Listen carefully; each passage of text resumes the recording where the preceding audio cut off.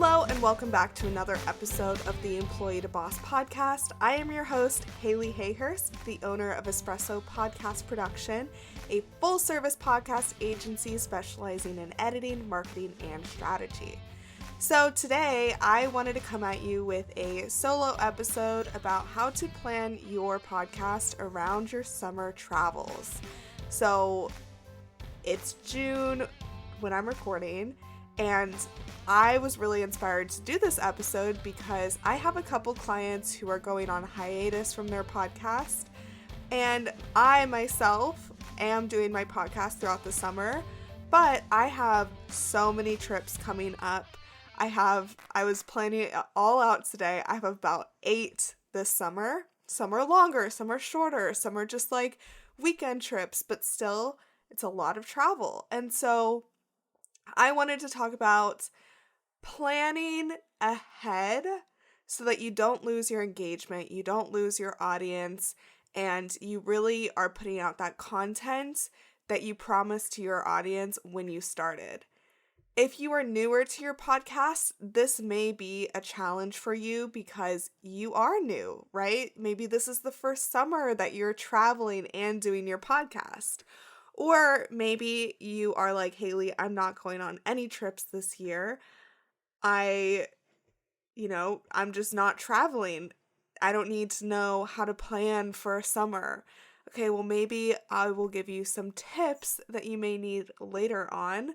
I know that some industries have busier seasons in different areas. For example, my tax accountants and people maybe in the wedding industry, they have very different busy seasons. And so maybe you own a shop and you're really busy around the holidays. That's definitely, your busy season. And although I'm talking about summer, you could put this into any season. So now that that is out of the way, the reason I felt really inspired to do this was not only my upcoming trips, but because I was traveling in April for 2 weeks. 1 week I was in Guatemala and the next I was in Mexico for my friend's wedding, and they were such incredible trips. But I personally myself decided that I was going to take some time off of my podcast, so I didn't post for the month of April. And in the grand scheme of things, that is totally fine. I plan on still hitting 100 episodes in the first 2 years of my podcast. So planning that out, I'm going to be dropping some extra solo episodes or maybe an extra interview episode here and there. But that's like the milestone I want to reach. And so taking off April was totally okay with me. And honestly, it made me even more excited to do more interviews and be able to get back to the podcast. Now, if I had wanted to keep my podcast going throughout the summer, every week of April, I totally would have been able to do that. I was just not sure about the internet and Wi-Fi. The places I was staying were hostels, and so I wasn't sure if I'd be able to promote the episodes, especially if I'm having a guest on my podcast. I want to be promoting that episode as much as I can because the guest took the time to talk to me, share their story, share their expertise. I want to be promoting that for them. I just think that's fair. That's the trade we basically agree on. And so yeah, that's basically why I decided to take some time off. Now, if you want to maybe not be recording episodes and publishing the episodes, the other option that I would love for you to think about is if you're able to be posting or maybe even having an assistant post for you, or if you are a solo entrepreneur or a solo podcaster, maybe you can schedule out your posts. I know on Instagram, they now have that as a built-in feature, which is amazing. You can schedule out your posts. So here's a strategy that I did for my clients who were posting episodes while I was gone. So for a little bit, if this is your first episode or you don't know much about me, I manage podcasts, right? So I have various clients who talk about different topics in, the writing world. They're authors, they're bloggers, they're entrepreneurs. They are in so many different industries. And I absolutely love what I do. And so, since I knew I had these trips coming up in April, I thought to myself, okay, I'm going to work like crazy in March to make sure that everything I can schedule out ahead of time. So, what I did was I planned out how many clients I have, how many episodes they are putting out, when the deadline was. And I always like to get my clients their episodes ahead of time. That way they can review it, let me know if they want any changes, all of those good things. And so I basically worked backwards from when I was leaving to when I needed to get everything done. So, like I said, I worked like crazy in March and really, really got ahead of everything. But the strategy that I want to share with you is kind of batching it all together. And what I mean by this is when I edited their episodes, I also wrote the show notes and I created a social media graphic or a couple social media graphics depending on what services I provide for them. And this way I could put everything into our Google Drive folder. They can see it all at once. I go and schedule the episode, and that way, even when I'm on a beach in Mexico, I'm confident that that episode is going to go up. And I'm confident that my client has all of the social media assets ready to go so they can post it on their launch day. I do have, in the past I've had clients where I post for them, and that is a service that I offer, but in very particular situations. So for most of my clients, I'm creating the assets for them, and then they are posting it themselves. What I'm posting for them is their YouTube video and their podcast episode, and then just creating everything else. So for you, if you're only working on your podcast, just one podcast, that's what I would really recommend. I would recommend that you edit, you write your show notes, you create your social media graphics, you schedule your episode all at once, and that way you are ready to go and you really don't have to think about it. You can be confident that every Tuesday of June or July or whenever you're traveling, you have an episode ready to go. That is the number one thing, especially for anyone who doesn't want to take any time off their podcast. Depending on like how much traction you're having and how much, time you have, it's really important to keep with that traction. Now, if you're planning on traveling maybe in August or September and you're listening to this when this episode comes out in June, you are in a very special place because you have a lot of options. You have a lot of options to choose what you're going to do in that next couple months. So you can do exactly what I just talked about, doing some extra interviews, recording some extra solo episodes, whatever your podcast is, whatever your system is, you can keep like that and just getting ahead. Or, like I said in the beginning, I have 2 clients right now who are on hiatus. One of them takes the summer off because she doesn't want to keep up with the podcast during the summer. She has a family. She likes to travel with her kids a lot. And she does a lot of research for her podcast. Her podcast is very thought out, and her guests are very, very particular because she only does seasons. And so she only does about 15 episodes in, 6 months or so, however long. And then, so it's very, very thought out of who her guests are going to be, which is incredible.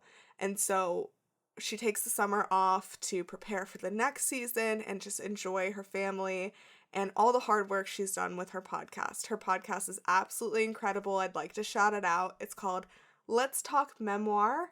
It's all about memoir writers, and it's for memoir writers, readers, and just fans. And so check that out. Her name is Ronit Plank.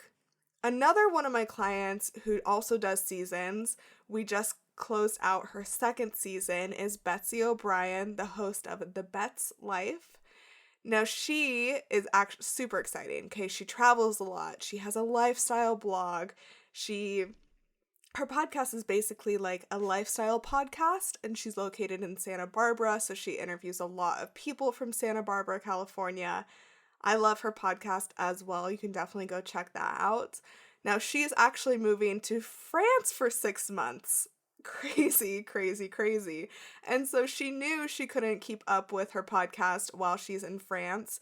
And so the nice thing is with these two podcasts, they know that they're only doing seasons. And so they're able to let their audience know way ahead of time that when the season's up, that's going to be it, and they'll be back on whatever date they choose to come back. But it's always planned ahead, so the audience knows what to expect. And even with this, they're still posting on social media, they're still engaging their audience, they are still keeping up with their online brand, their personal brand, and so that's also another key important point. So totally, if you plan on doing a season or taking a hiatus from your podcast, my key point here is to let your audience know ahead of time what to expect and maybe where they can find you in the meantime. The worst thing, the absolute worst thing that you can do for your podcast and for your brand is maybe you decide June 29th that you want to take July off and you don't do an episode letting your people know where you're going to be. And so make sure they know where to find you, make sure they know where to keep getting some content from you. As podcasters, we're all content creators. I'm sure that most of us have social media at this point, or maybe a newsletter or a blog or something like that. So let them know where they can find that, even when you're not putting out episodes consistently. Another idea that I have for you is take your podcast on the road with you. Okay, now this is very particular to what type of podcast you have, where maybe if it's lifestyle, this is going to be good. Or, for example, I have a client in the past who did a outdoors podcast, and so she was interviewing these amazing outdoorsy people about their businesses that they've built around the outdoors. And so when she travels, so easy, she just interviews them in person. Now, because she has this business that she's built to give herself the freedom, she travels a lot in her van and is able to take things on the road a lot. And so being able to do podcast interviews in person really is just like the cherry on top of her brand and the cherry on top of like the mission that she's trying to share with the world. So that's another idea. If you need tips on how to actually interview people on the road, let me know and I can do another episode about that. Or if you just send me a message on Instagram, we can kind of go through that. I have like special tips that I can give you, as well as, you know, a good microphone and a good piece of equipment that you can use to really capture great audio. I think now a lot of us are really reliant on Zoom or Riverside or any of these podcast, you know, video audio platforms that when maybe we're in person, we're like, oh my gosh, how do I record someone in person? I can teach you. So just send me a message, Espresso Podcast Production on Instagram, or you can find my website and send me a message via email. Okay, so we talked about scheduling out your podcast ahead of time. We've talked about scheduling breaks into your podcast and letting your audience know. We've talked about taking your podcast on the road with you. And the fourth tip I want to share is kind of similar to the first of like scheduling out your episodes ahead of time, but it could be fun to do a summer series where maybe you are traveling a lot, but let's say you post your podcast every week, 4 times a month. Maybe cut it down to 2 for the summer. Maybe cut it down to 1 for the summer and do like a recap of your month, or, you know, interview a really great guest or whatever it may be. You can always cut it down. And that way it's a little bit less stress on you to keep it up, but still you're creating that content that your audience is craving from you. That's one of my favorite things that you can personally do. Maybe doing 4 interviews a month is just like too much to manage with your busy schedule and guests' busy schedule. Because remember, it's kind of harder to like nail down those guests in the summer. There's a lot of rescheduling that I've seen happen with my own podcast and my clients' podcasts, which is just to be expected. Things come up. And so maybe you could do 2 interviews a month and then 2 solo episodes a month that are quick and short and easy, or just do 2 interviews a month, whatever it is. Maybe just think about cutting it down. I think that's a really great option as well. Now, those are the 4 strategies for managing your podcast, content-wise, for recording and audio. The second part of this episode, I really want to talk to you guys about some marketing tips for the summer because, maybe your kids are home for the summer and that's just a lot to create your content.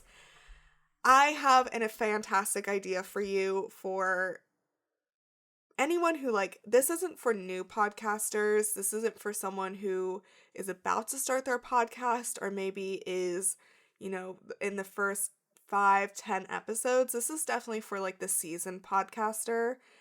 Instead of posting your episodes every week, let's say you are taking a break. You can promote the episodes that you've already done. You can recreate those graphics or just repost those graphics or pull a different audio clip from past episodes. There's ways to still drive up your engagement and drive up your podcast numbers that don't include you creating new content. I'm guilty of this as well. I create so much content, right? I create so many episodes a week. And then, of course, I look at my podcast statistics and people are listening to episodes I've done weeks ago or months ago or a year ago. People are still finding those, but I don't promote them as often unless maybe it comes up in a podcast topic, or maybe it comes up in a blog post, or I think about it's very timely for, like I did an episode on entrepreneurs' dating life. Maybe I'll bring that up every Valentine's Day. Things like that, I'll promote it. But if you're not creating more content and you're on a hiatus or you're breaking for the season, create some new graphics for your past episodes to really make people remember you have all this content. It's hard to think about this, but I can almost guarantee 90% of your podcast listeners have not listened to every one of your episodes. There's podcasts that I'm absolutely loving. The podcast I'm obsessed with right now is called Normal Gossip. Check it out if you like gossip about random people. It's just so good. The way she's doing her podcast is amazing. And she is doing seasons. She's in season 4 right now. And I learned about this podcast maybe at the beginning of the year. And so I've listened to a lot of episodes, but next week is her last episode of season 4. And I'm not worried because I have a lot of episodes to catch up on. So remind your audience and social media followers and email subscribers of those other great episodes that you already have. Now is a great time to repurpose that into, like I said, promoting on social media or even working backwards and creating blog posts about those. That is such a good way to do it. If you have a business as well, this is so hard because as a business owner, I know that creating that content over the summer can be hard. And so if your podcast is one of those things that maybe just has to take a break because you need to keep up with getting people on your email list or selling your course or whatever it may be that your business is focused on, maybe you're busy over the summer and just need to switch focuses. Totally fine. Let your audience know when you're coming back and they will be welcoming you with open arms for your new content. So I just wanted to do this episode because I feel like it's very timely for me in my life and very timely for a lot of my clients. Also, this is the time where I see a lot of people quit their podcasts. I see they get overwhelmed because they don't have the strategy of how to actually take a break or how to actually, cut down on content. And so basically they get overwhelmed and just stop and then they don't come back. And that's the end of their podcast, which I think is very sad. Not what I want any of you to do. I don't want anyone to stop their podcast because they're overwhelmed. So I'm hoping that this episode can kind of give you that perspective that, yeah, it's okay to take a break.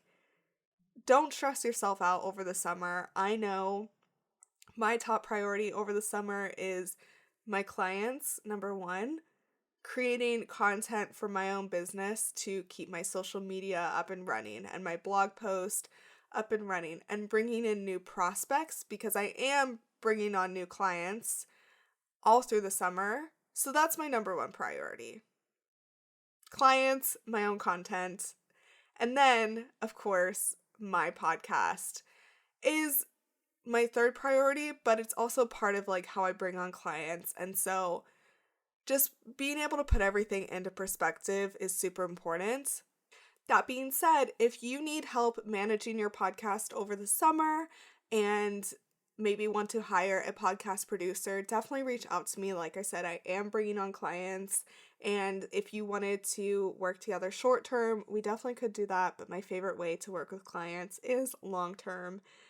My longest client that I've had, her name is Roni. I talked about her before. She was my very second client that I ever got in my business, or maybe she was the third. It all happened so fast, honestly. My first, second, and third client came like a snap, and so we've been working together for nearly 3 years, and I've helped her launch 3 different podcasts. Super exciting. I absolutely love working with her, and so talk to me about, managing your podcast. You can contact me on Instagram or on my website, Espresso Podcast Production.